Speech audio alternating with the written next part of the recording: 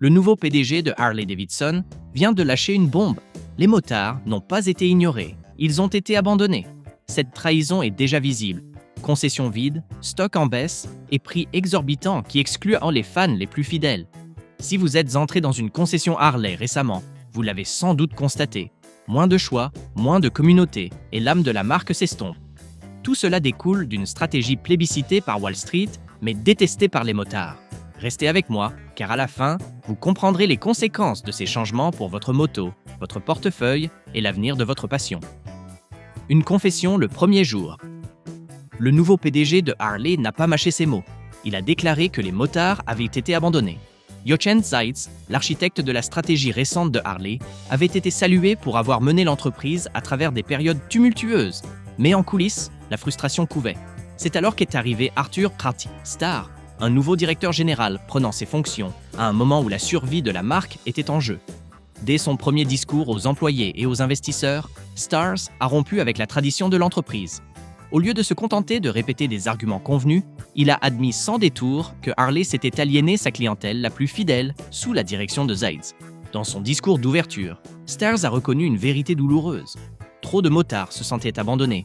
Il n'a pas parlé de rentabilité ni d'expansion du marché, mais de trahison. Les motards, qui portaient fièrement les couleurs de Harley depuis des décennies, se sentaient ignorés, tandis que des stratégies tape à l'œil ciblèrent les investisseurs et les non-motards.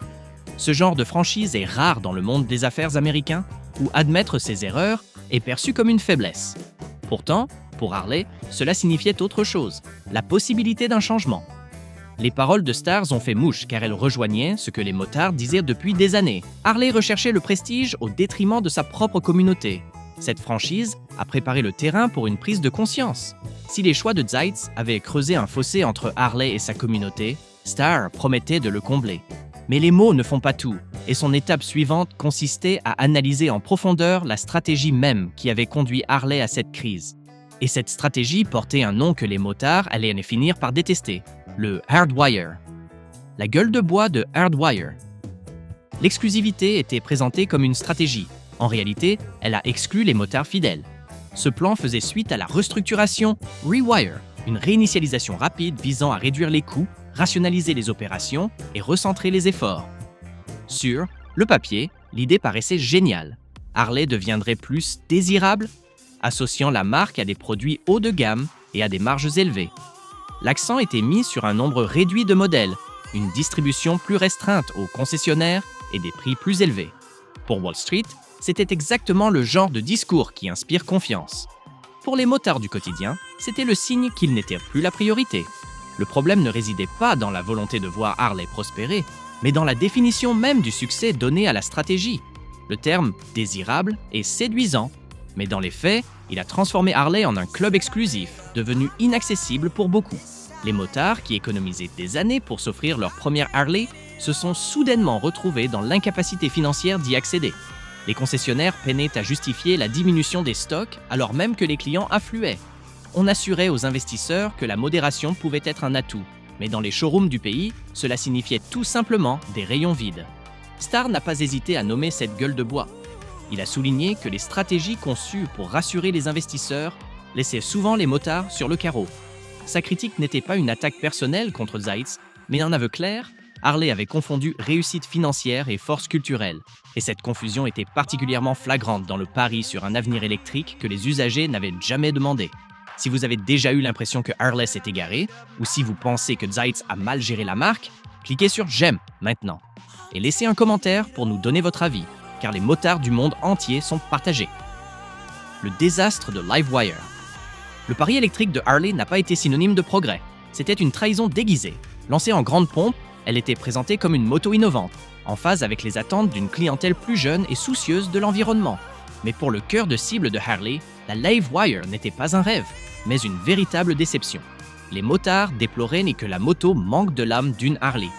Elle n'avait ni le grondement puissant du moteur, ni la robustesse nécessaire pour les longs trajets, ni le lien viscéral avec l'héritage de la marque. Pire encore, son prix, près de 30 000 $, était hors de portée pour la plupart des motards que Harley cherchait justement à séduire. Les problèmes n'étaient pas seulement d'ordre émotionnel, mais aussi pratique. Les temps de charge étaient longs, l'autonomie limitée et les longs trajets pourtant au cœur même de l'identité Harley, était quasiment impossible. Au lieu de devenir un modèle d'avenir, la Livewire est devenue le symbole du décalage de PewDiePie, Harley avec la réalité. Les ventes ont été catastrophiques, les critiques mitigées, et l'entreprise a finalement transformé la Livewire en une marque distincte. Pour beaucoup, il s'agissait moins d'innovation que de gestion de crise. Pour Stars, le fiasco de la Livewire a illustré de façon flagrante à quel point la direction de Harley-Davidson avait mal compris sa clientèle. L'entreprise voulait impressionner Wall Street avec des arguments de pointe, mais elle a oublié une vérité fondamentale. Les motards Harley-Davidson privilégiaient l'authenticité avant tout. Et si la culture et la fidélité ont leur importance, le véritable signal d'alarme était financier. Un indicateur alarmant, visible de tous. N'attendez pas que le constructeur vous protège. Équipez-vous correctement. Casque, gants et accessoires. Harley-Davidson sont disponibles ci-dessous. Lorsque le tableau de bord est devenu rouge, les chiffres étaient catastrophiques. Les concessionnaires paniquaient. Wall Street a fini par perdre confiance. Le chiffre d'affaires a chuté. Les ventes au détail en Amérique du Nord ont dégringolé et les livraisons ont diminué de façon généralisée. Les concessionnaires, jadis le pilier de l'empire Harley, ont enregistré des baisses de fréquentation historiquement basses. Certains ont réduit leurs effectifs, d'autres ont fermé définitivement. Dans les petites villes qui dépendaient jadis des concessions Harley pour leur survie économique, les conséquences ont été immédiates. Moins d'emplois, moins de tourisme et le sentiment grandissant que l'ère Harley touchait à sa fin. Les investisseurs, eux aussi, commencèrent à perdre confiance. L'action, qui symbolisait jadis la fierté industrielle américaine, chuta suite à des résultats trimestriels inférieurs aux attentes. Les analystes prévinrent qu'en l'absence d'un redressement spectaculaire, Harley risquait de perdre non seulement des parts de marché, mais aussi toute sa crédibilité. Pendant des décennies, Harley avait été la seule marque de moto que l'Américain moyen connaissait. Désormais, elle devenait un exemple édifiant des conséquences d'une direction qui privilégie les investisseurs au détriment des motards qui font vivre sa culture. Starr n'a pas mâché ses mots pour décrire cet effondrement. Il a affirmé que Harley avait atteint un point de non-retour, soit renouer avec les motards, soit poursuivre son déclin. Son honnêteté a pesé lourd, mais elle a aussi accru les enjeux. Les chiffres exigent des solutions, pas des discours, et le nouveau dirigeant de Harley allait devoir prouver rapidement qu'il pouvait inverser la tendance alarmante de l'entreprise. Et cela impliquait d'analyser non seulement les points faibles de Harley, mais aussi la manière dont ses concurrents étaient prêts à s'emparer du trône. Le prix de la perte d'une génération. Harley a construit des murs, pas des ponts. Les jeunes motards ont déserté la marque en masse. Mais ce rêve a commencé à s'effondrer lorsque l'exclusivité est devenue la stratégie dominante. Sous l'effet de la montée en gamme, les prix ont grimpé en flèche, excluant de nombreux jeunes acheteurs. Les modèles d'entrée de gamme, qui servaient autrefois de porte d'entrée dans la famille Harley, ont disparu ou sont devenus inabordables. Au lieu de faciliter l'accès à la marque pour les nouveaux motards, Harley a construit un mur. Les dégâts furent immédiats. Les jeunes diplômés aux revenus modestes se tournèrent vers d'autres marques, Honda ou Yamaha leur paraissant plus accessibles.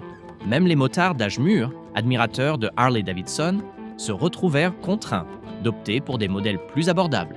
Ce qui était autrefois un objectif ambitieux mais accessible apparut désormais comme un produit de luxe destiné aux investisseurs plutôt qu'aux motards.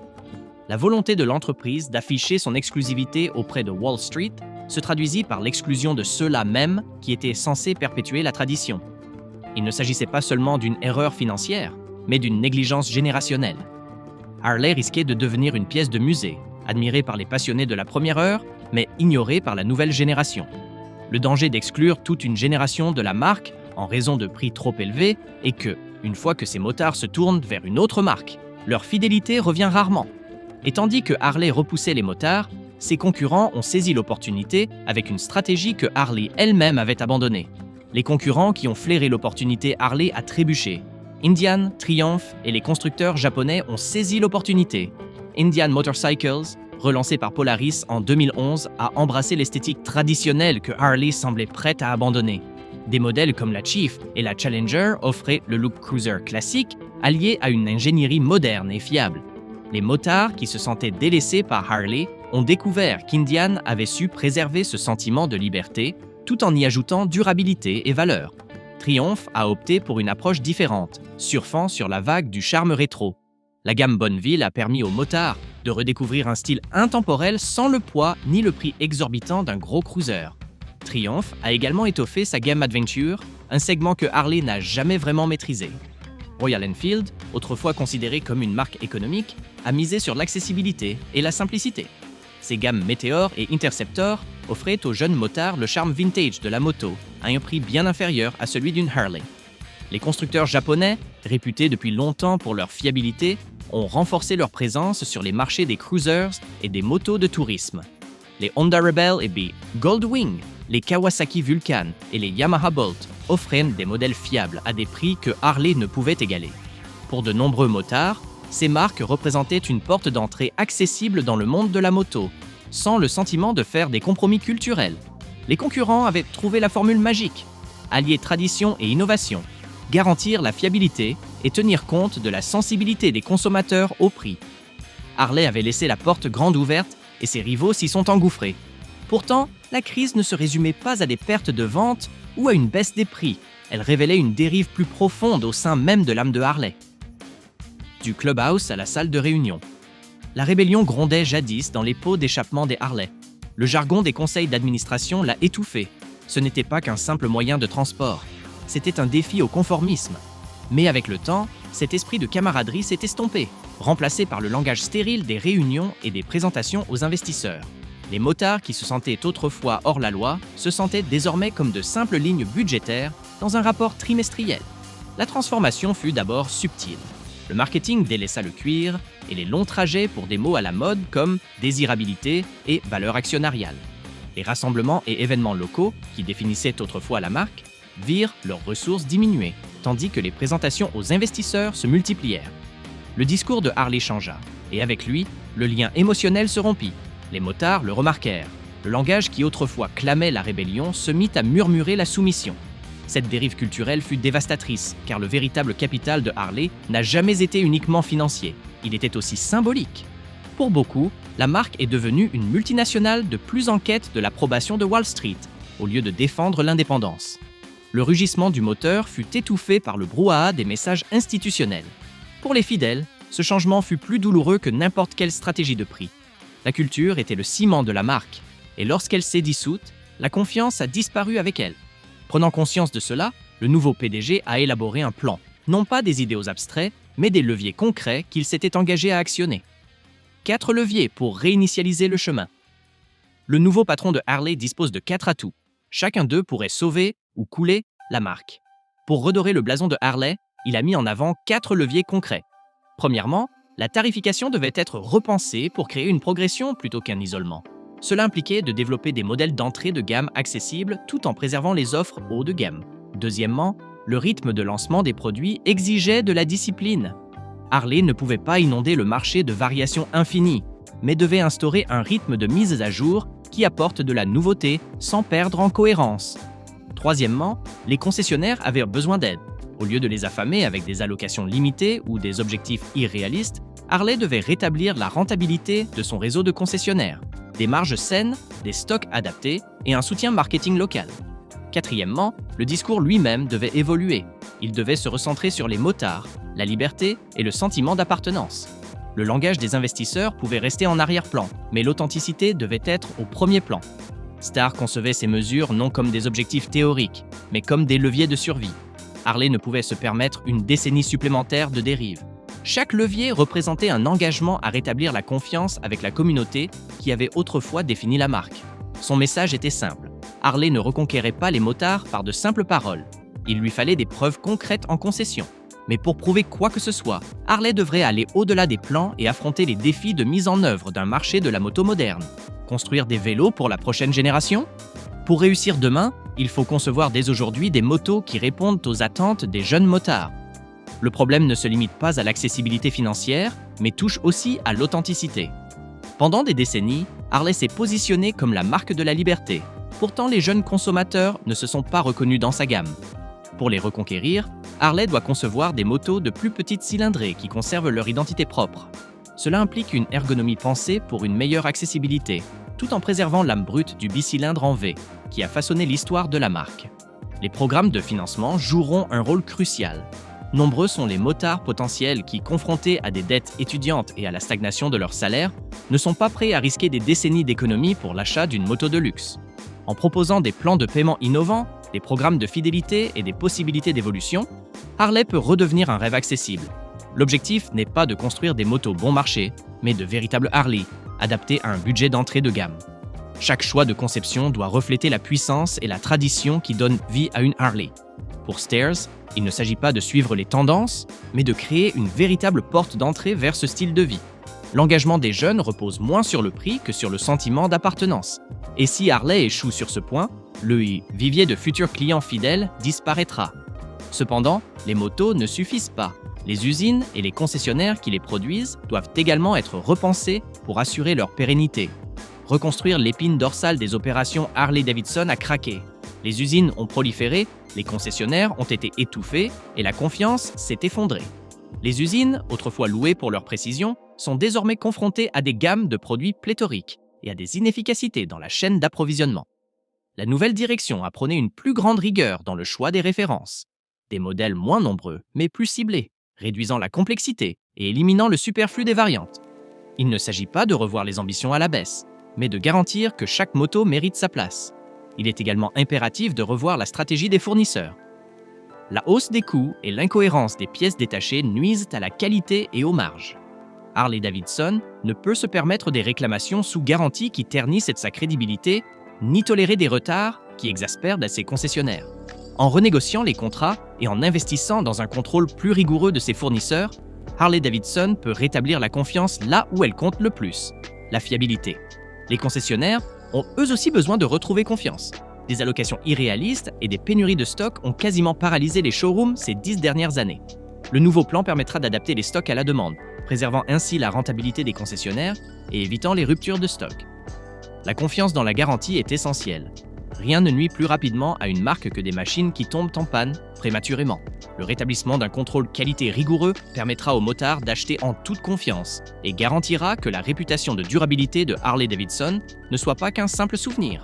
Cependant, la reconstruction des usines et des concessions ne représente que la moitié du travail. La question de l'électrification reste incontournable. Nous n'en sommes qu'à la moitié, et le tableau est déjà plus sombre que prévu. Mais plus on avance, plus les révélations sont choquantes. Si vous voulez connaître toute la vérité sur Harley, abonnez-vous dès maintenant. La suite pourrait bien bouleverser l'entreprise, et vous ne voulez surtout pas la manquer. Repensez l'avenir électrique. L'électrique n'est pas l'ennemi. L'erreur de Harley a été de l'imposer de force. Le fiasco de la Livewire a prouvé que Harley ne pouvait pas simplement troquer le rugissement contre le silence et espérer la fidélité de ses clients. La leçon à retenir n'est cependant pas d'abandonner l'électrification, mais de la repositionner. Harley doit considérer les modèles électriques comme une technologie de pointe et non comme des substituts à son héritage. En transformant la Livewire en un laboratoire d'innovation, Harley peut préserver son héritage tout en explorant les limites de la performance et du développement durable. Les modèles électriques légers destinés aux motards urbains pourraient offrir de nouvelles perspectives sans pour autant exclure les amateurs de tourisme. Des accessoires comme les systèmes de recharge intelligents, les outils de navigation et les technologies de sécurité peuvent intégrer l'électrique à l'expérience Harley, sans contraindre les motards à un choix binaire. L'électrification devrait être une option et non une fatalité. Ce changement de cap permet à Harley de se positionner en leader d'innovation tout en respectant la tradition. Les jeunes motards, soucieux d'alternatives écologiques, peuvent adopter la Livewire sans que les plus anciens ne se sentent délaissés. Le cœur de la gamme doit rester le puissant bicylindre en V, mais des projets phares peuvent garantir la crédibilité de Harley dans le débat du XXIe siècle sur la technologie et le développement durable. Pourtant, même avec de nouvelles motos, des usines plus performantes et des systèmes électriques repensés, Harley ne pourra pas aller de l'avant tant qu'elle n'aura pas réécrit son histoire dans un langage auquel les motards font confiance. Écrire une histoire. Les cavaliers croient. Les chiffres ne sauveront pas Harley. Seule une histoire à laquelle les motards croient peut y parvenir. L'entreprise doit réécrire son histoire avec des mots qui résonnent de l'atelier à la route. La marque a jadis prospéré grâce à un récit vivant de rébellion, de fraternité et de liberté. À un moment donné, le jargon corporatif a remplacé cette ferveur. Pour réparer les dégâts, Harley doit investir dans des événements locaux qui replacent la moto au cœur des communautés. Les rassemblements, les virées des vétérans et les rencontres locales doivent être plus que de simples opérations marketing. Ils doivent être perçus comme de véritables prolongements de la culture motarde. La transparence est tout aussi essentielle. Les motards en ont assez des promesses vagues. La nouvelle direction de Harley doit publier des feuilles de route claires, concernant les prochains modèles, les prix et les améliorations du service. Lorsque les motards constateront l'authenticité du message et la cohérence des actions entreprises, la confiance pourra être rétablie. L'objectif n'est pas d'inventer un nouveau mythe, mais de revenir à un langage simple et direct. Ceci est votre moto, ceci est votre conduite et ceci est votre liberté. Au final, le redressement de Harley-Davidson ne dépendra pas de slogans, mais de sa capacité à prouver qu'elle comprend ses clients. En se débarrassant de tout artifice et en s'adressant directement aux motards, Harley-Davidson a une chance de retrouver sa voix. Une marque ne peut se reconstruire par le silence. Les motards veulent des paroles franches, pas des discours bien rodés. Ils veulent voir les dirigeants présents au rassemblement, pas seulement lors des conférences téléphoniques sur les résultats. La confiance se regagne sur les parkings, lors des virées entre vétérans et autour des feux de camp, pas dans les salles de réunion. L'histoire de Harley doit renouer avec le public. Mais tandis que Harley tente de raconter cette nouvelle histoire, le monde extérieur redessine déjà le paysage concurrentiel d'une manière que l'entreprise ne peut ignorer. Un ballon de football politique sur 2 roues Harley-Davidson est devenu un enjeu de campagne. Ces usines ont été instrumentalisées à des fins politiques. Les candidats de tous bords voient en Harley-Davidson une métaphore vivante de l'industrie manufacturière américaine. Lorsque la marque a délocalisé une partie de sa production, les critiques ont crié à la trahison de la promesse du « acheter américain ». Droits de douane, accords commerciaux et implantation des usines sont devenus des munitions politiques. Dans certaines régions, Harley demeure un symbole de fierté locale. Les élus locaux fondent leur campagne sur la promesse de protéger les usines et de préserver les emplois. Pourtant, ces mêmes usines sont instrumentalisées pour dénoncer la cupidité des entreprises et la mondialisation. Le nouveau PDG hérite non seulement d'une entreprise en difficulté, mais aussi d'une marque prise entre 2 feux dans le feu de l'action électorale. Les fermetures et ouvertures d'usines ne sont plus de simples décisions commerciales. Elles revêtent une importance symbolique pour des villes entières et alimentent les débats sur les droits de douane et le libre-échange. Harley-Davidson nous rappelle que, dans une économie mondialisée, même les marques américaines les plus emblématiques doivent faire des choix difficiles. Les politiciens le savent et ils en profitent, présentant chaque décision de Harley-Davidson comme une preuve de leur nationalisme économique. Les politiciens savent que Harley est bien plus qu'une simple entreprise. C'est un symbole que les électeurs reconnaissent instantanément. Les publicités électorales peuvent mettre en avant le chrome et le cuir plutôt que des bilans financiers, et le message passe. Quand Harley rencontre des difficultés, elle devient un accessoire de campagne, un raccourci pour les promesses d'emploi, de patriotisme et de rêve américain. Mais les voix les plus puissantes ne se font pas entendre sur les estrades électorales. Elles se trouvent dans les usines et les locaux syndicaux où les travailleurs de Harley se battent pour leur propre avenir. La lutte pour l'usine. Dans les usines, les syndicats ne se contentent pas de négocier. Ils luttent pour la survie de l'entreprise. La sécurité de l'emploi s'est considérablement dégradée avec la délocalisation et les réductions de coûts qui ont profondément modifié l'organisation de l'entreprise. Les syndicats se sont mobilisés pour réclamer des programmes d'apprentissage afin d'intégrer les jeunes talents et de garantir la transmission des compétences. Ils affirment que la survie de Harley-Davidson repose sur l'investissement dans les travailleurs et non uniquement dans les machines. La participation aux bénéfices est devenue un autre cri de ralliement. Les ouvriers souhaitent des récompenses concrètes lorsque l'entreprise est performante, et pas seulement des primes pour les dirigeants. Cette revendication n'est pas motivée par l'avidité, mais par la fierté. La réputation d'excellence de Harley repose sur ses travailleurs, et ils estiment que la reconnaissance doit être plus qu'un simple symbole. Ce conflit n'est pas purement conflictuel. Nombre d'ouvriers éprouvent encore une immense fierté à fabriquer des motos qui perpétuent un héritage américain. Mais la fierté seule ne suffit pas à payer les emprunts immobiliers, ni à assurer une retraite confortable. La nouvelle direction doit trouver un équilibre entre efficacité et humanité, en reconnaissant que l'histoire de Harley-Davidson ne saurait s'écrire sans les hommes et les femmes qui soudent, assemblent et testent chaque machine. Pour beaucoup d'ouvriers de l'usine, ce n'est pas qu'un simple salaire, c'est un lien familial. Les pères ont appris à leurs fils à construire ces machines, les mères cousaient pour le cuir, et des villes entières vivaient au rythme de la chaîne de production. Perdre Harley, c'est perdre son identité, et cette peur alimente le combat. Au-delà des travailleurs, le jugement final viendra de 2 groupes, les motards et les investisseurs, dont les réactions au cours des prochaines saisons décideront de la survie de Harley. Cavaliers, investisseurs et compte à rebours. 2 saisons. C'est tout ce qu'il reste à Harley pour prouver sa survie. Les motards observent attentivement, cherchant à savoir si les changements promis se concrétisent par des motos qui conservent l'authenticité Harley. Si les prix restent élevés, ou si les modèles d'entrée de gamme ne trouvent pas leur public, la fidélité continuera de s'éroder. Une génération élevée, avec des alternatives proposées par Indian, Triumph et les marques japonaises, n'attendra pas indéfiniment. Les investisseurs, eux aussi, suivent de près la situation. Ils analysent les performances commerciales par région, surveillant la gamme de produits et examinent attentivement l'état des stocks. Le résultat d'exploitation doit impérativement montrer des signes de reprise, sans quoi la confiance s'évaporera. L'action Harley, autrefois considérée comme inébranlable, se négocie désormais avec la volatilité d'une marque mise à l'épreuve. Wall Street veut des chiffres, mais les motards veulent du sens. L'entreprise doit donc satisfaire les deux. L'enjeu est de taille. Si Harley propose de nouveaux modèles et une narration authentique, elle pourrait reprendre son élan. Dans le cas contraire, la marque risque de sombrer dans l'oubli. Le compte à rebours est lancé et chaque trimestre sera un vote décisif pour l'avenir de Harley. Pour les motards, ce compte à rebours est bien plus qu'une simple échéance commerciale. C'est le destin d'une culture qui est en jeu. Chaque rassemblement, chaque concession, chaque virée nocturne entre amis est liée à la survie de Harley-Davidson.